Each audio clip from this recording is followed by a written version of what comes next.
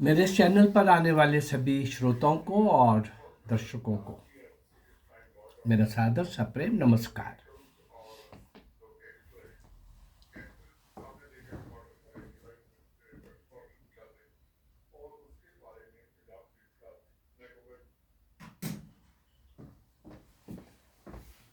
मुझे एक क्षण के लिए आपसे अलग होना पड़ा।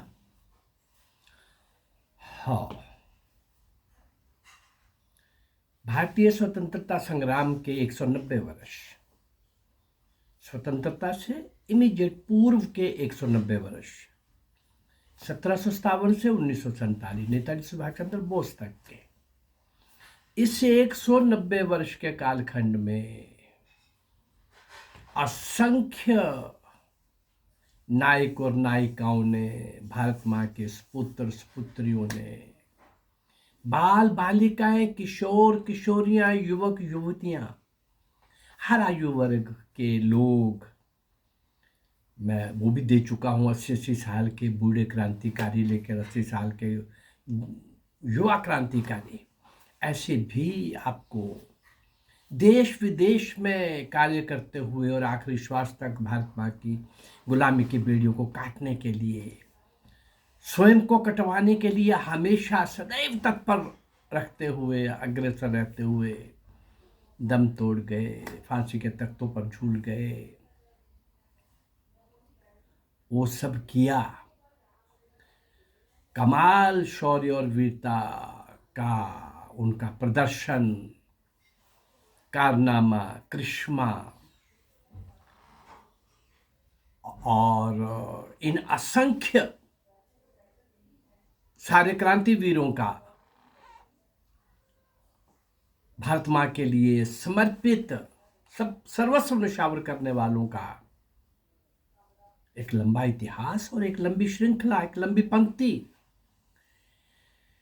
लेकिन उन सब असंख्य क्रांतिवीरों को कहीं भी नहीं दिखाया गया, कहीं भी नहीं पढ़ाया गया। वो हमारे प्रेरणा स्रोत थे, वो हमारे लिए उत्साह का और हर तरह का हमारे लिए वो मार्गदर्शन थे, मार्गदर्शक थे। आज़ादी कैसे मिली है, कितने कष्ट के बाद, कितनी लंबी कुर्बानी और बलिदान के बाद मिली है, ये नहीं बताना था इनको, काले अंग्रेजों को। 1947 में जिनके हाथ में, अपने पिट्ठों के हाथ में सत्ता सौंप करके जाने वाले ब्रिटिशर्स, इनको ये नहीं बताना था कि आज़ादी कैसे मिली है। इनको तो ये बताना था गांधी ने और नेहरू ने आज़ादी लेके दी है, चरखे ने और अहिंसा ने आज़ादी लेके दी है, सत्याग्रह ने आज़ादी लेके दी है। जबकि ये सारी बातें तो अंग्रेजों को सूट करती थी, उनके लिए कोई खतरा नहीं था, कोई उनके लिए भय नहीं था, आतंक नहीं था। आतंकी के लिए भी जब तक आतंक ना क्रिएट किया जाए, निर्दोष असहाय लोगों को मारने वाले लोगों के लिए भी जब तक उनके सामने भी मौत का डर ना पेश किया जाए, अनिश्चितता उनके भी जीवन की ना खड़ी की जाए, तब तक वो आपके बारे में क्यों सोचेंगे भाई। आजीवन ये लंबा संघर्ष उनके गर्दन पर हमेशा तलवार की तरह काम करता रहा। और ये सारे फैक्टर्स जो थे, क्रांतिकारियों के बलिदान, कुर्बानियाँ, उनके कारनामे, देश विदेश में सब तरफ, वो सब सहायक हुए फिर सेकेंड वर्ल्ड वार और उस समय का, और उस समय के नेताजी सुभाष चंद्र बोस से प्रेरित होकर उस समय की 46 में ही नेवी का विद्रोह हो जाना, 47 में इन्फेंट्री के फौजियों में आपस में कानाफूसी होना, आज़ाद हिंद फौज के ऊपर चल रहे मुकदमों के प्रति असंतोष भारतीय सेना में होना, ये सब कई फैक्टर बने। लेकिन 42 का क्विट इंडिया मूवमेंट कहीं नहीं था। 5-7 दिन के अंदर वो फुस हो गया था, फेल हो गया था, सब लोग पकड़े जा चुके थे। और भी ऐसा कोई भी आंदोलन, अंग्रेजों को भला इससे क्या फर्क पड़ने वाला था। हाँ, उनको ये सूट करता था। चलो भाई आओ, 2 दिन आओ, 4 घंटे आओ, 6 घंटे आओ, आओ और चले जाओ, क्या फर्क पड़ेगा उनको, उनकी अय्याशी को, उनके अत्याचारों को, उनके क्रूरता से भरे बने कानूनों को उनको लागू करने में। ये सारा उनको तो कोई चेक था ही नहीं ना। हाँ, चेक कभी होता था, चुनौती कभी मिलती थी तो ये क्रांतिवीरों की मिलती थी। इन्हीं क्रांतिवीरों को मैं आपके सामने रख रहा हूं पिछले 2 सालों से। 400 वीडियोस आप तक पहुंच चुकी हैं, आज 401 आपके पास पहुंच रही है। इस बड़ी श्रृंखला में बलिदानियों की और कुर्बान होने वाले क्रांतिवीरों की, भारत माँ के सपूतों की, सपुत्रियों की, नायक और नायिकों की उस बड़ी श्रृंखला में आज 2 नाम और जुड़ रहे हैं, दादाजी चांदजी करसास्पर और बसंता सिंह। दादाजी चांदजी करसास्पर, ये नाम आपको पता है कि महाराष्ट्र में भी और कुछ पारसियों के भी नाम इसी प्रकार के होते हैं। हाँ, प्रथम विश्व युद्ध के दिनों में जो भारतीय जर्मनी में रह रहे थे, उन लोगों ने उस युद्ध की स्थितियों का लाभ उठाकर कि इस समय अंग्रेजों के शत्रु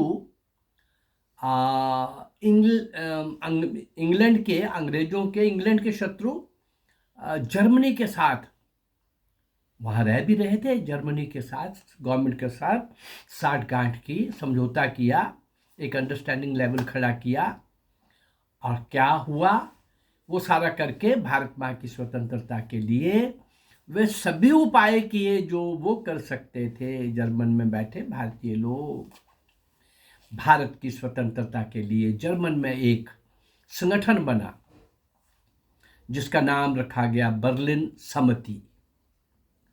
बर्लिन सम्मति। इसी जर्मन सम्मति के, बर्लिन सम्मति के सदस्य थे, याद होगा आपको, 2-4 दिन पहले ही मैंने दिया है। इसी बर्लिन सम्मति के सदस्य थे केदारनाथ। 2-4-5 दिन पहले ही मैंने शायद इनका एक एपिसोड आपके सामने रखा होगा। ये केदारनाथ, इन्होंने भी फारस के रेगिस्तान में स्वतंत्रता के लिए अपने जीवन का बलिदान दिया था। स्वतंत्रता किसकी? भारत की स्वतंत्रता के लिए। जर्मन से फारस के लिए चले गए थे, वो मैंने पूरा एपिसोड आपको दिया है, पर यहाँ रेफरेंस में आ गया है ये, तो इसलिए केदारनाथ जी को मैंने फिर आपके सामने रख दिया है।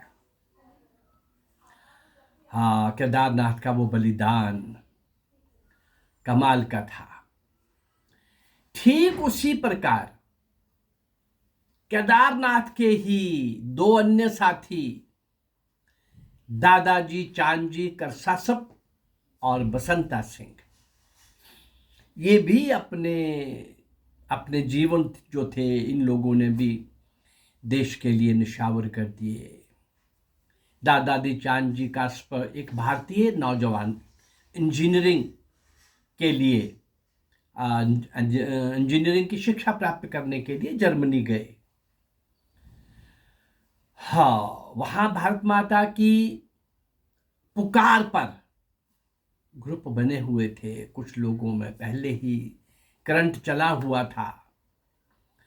भारत माता की पुकार पर वे उन क्रांतिकारियों में शामिल हो गए जो देश की स्वतंत्रता के लिए प्रयत्नशील थे पहले से ही। इन्हीं का एक साथी बसंता सिंह भी, दादाजी चांदजी करसास्पर का साथी एक बसंता सिंह भी क्रांतिकारी गतिविधियों में सहयोगी बन गया। बसंता सिंह अमेरिका में बनी गदर पार्टी के सदस्य रह चुके थे, एक्टिव, बहुत सक्रिय। मैंने कहा ना, देश विदेश में अपने भारतीय लोग भारत माँ की स्वतंत्रता के लिए सब तरह के एफर्ट्स कर रहे थे। अब चूंकि सेकेंड वर्ल्ड वॉर स्टार्ट हो गई थी तो लगता था कि अंग्रेज के जो भी दुश्मन देश हैं उनके साथ मिल करके नेताजी सुभाष चंद्र बोस ने उसका एक बहुत बड़ा उदाहरण पेश किया। पर ये सब भी एफर्ट्स उसी दिशा में थे। गदर पार्टी के सदस्य रह चुके थे एक्टिव। इन सब लोगों ने मिलकर क्या प्रयत्न किया कि अंग्रेजी फौज में जो ईरानी लोग हैं उनको अपने साथ मिलाया जाए। अब ये कौन चले हैं उधर से? दादाजी चांदजी करसा सब और बसंता सिंह ये सोच करके अफगानिस्तान आए हैं। अंग्रेजों की फौज में जो ईरानी लोग हैं उनको अपने साथ मिलाया जाए। उनके भी तो जख्म होंगे, हमारे भी जख्म हैं, हम भी अपने फौजियों को तैयार कर रहे हैं। उनको भी कहेंगे भी तुम भी अपने देश की आज़ादी के लिए लड़ो ना। ऐसा एक विश्वास और उद्देश्य लेकर के अपने साथ उनको मिलाने के लिए चल पड़े। इस प्रयत्न में वे लोग अफगानिस्तान तक गए। उनका प्रयत्न था कि अफगानिस्तान में जो भारतीय क्रांतिकारियों का संगठन है, भारतीय क्रांतिकारियों का संगठन जो अफगानिस्तान में है, उसके द्वारा भारत के क्रांतिकारियों को कुछ धन और कुछ हथियार भेजे जाएं। हाँ, कुछ सफल भी हुए। लेकिन जब ये लोग अफगानिस्तान से वापस लौट रहे थे तो केरमान अफगानिस्तान सीमा पर गिरफ्तार कर लिए गए। सब प्रकार की यातनाएं, भयंकर यातनाएं, और भारतीय फौज के ब्रिटिश अफसरों के आदेश से उन्हें, इन दोनों साथियों को, दादाजी चांदजी करसा और बसंता सिंह को सन 1917 में गोलियों से उड़ा दिया गया। किस प्रकार की यात्रा, कहां कहां से, कैसे कैसे, हर क्षण मृत्यु को हमेशा ही अपने साथ लेकर के हथेलियों पर रख करके चलने वाले, कभी भी कुछ भी हो सकता है और हो गया। ऐसे 1 2 5 नहीं भाई, 1000 1500 ऐसे नायक और नायिकाएं तो मैं आपके सामने रखने जा रहा हूं। 400 एपिसोड तो मैं आपको दे चुका हूं, और जो मैं नाम दे रहा हूं 99% लोगों को हम में से कोई नहीं जानता, मैं भी नहीं जानता था। बस 30 40 50 लोग मेरे ध्यान में थे और उसका मैं अपने कॉलेजेस में, स्कूल्स में अक्सर बोलता रहता था। मन में छटपटाहट थी कि कम से कम ये 50 लोग तो मैं लोगों के सामने लाऊं। पर जब उस दिशा में चलना शुरू किया तो सरस्वती माँ की कृपा, ईश्वर की कृपा, आशीर्वाद अब उस राह के ऊपर बिखरा हुआ बहुत कुछ मिल रहा है। कोशिश कर रहा हूं उसको एकत्रित करके, पिरो करके आपके सामने लाने का। दादाजी चांदजी करसा और बसंता सिंह, इसके पहले मैंने केदारनाथ का कुछ दिन पहले एपिसोड दिया था, लेकिन आज उसका वर्णन आया कि वो भी जर्मन से फारस की खाड़ी में इसी तरह के लक्ष्य के लिए आए थे। लेकिन उनका क्या हुआ, कैसे दुखद अंत हुआ, हमारे आपके लिए दुखद है, परंतु वो तो ऐसा मान के कफन बांध करके सर पर चलते थे। तो ऐसे असंख्य क्रांतिवीरों को, नायक नायिकाओं को आपके सामने रखने का एक प्रयास। राष्ट्र आज इनकी जय बोल, कहां से कहां, कहां से कहां, और चले हुए हैं सब प्रकार की। और पैसे थे, विदेशों में काम भी करते थे, कमाते थे, किसके लिए लगाते थे? शस्त्र खरीदेंगे अंग्रेजों को चुनौती देने के लिए, भारतीय क्रांतिकारियों के हाथ में शस्त्र पहुंचाएंगे, धन पहुंचाएंगे। केवल इतना ही नहीं, खुद भी उस क्रांति यज्ञ के अंदर आहूत हो जाएंगे।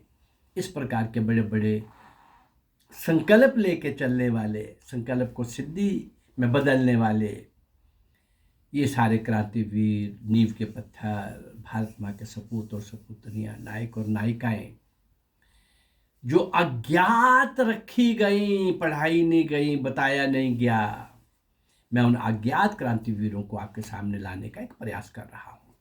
मेरा अगर ये प्रयास आपको अच्छा लग रहा है तो मेरे इस चैनल को लाइक करिए, सब्सक्राइब करिए और इसको शेयर करिए। नमस्कार। जय भारत।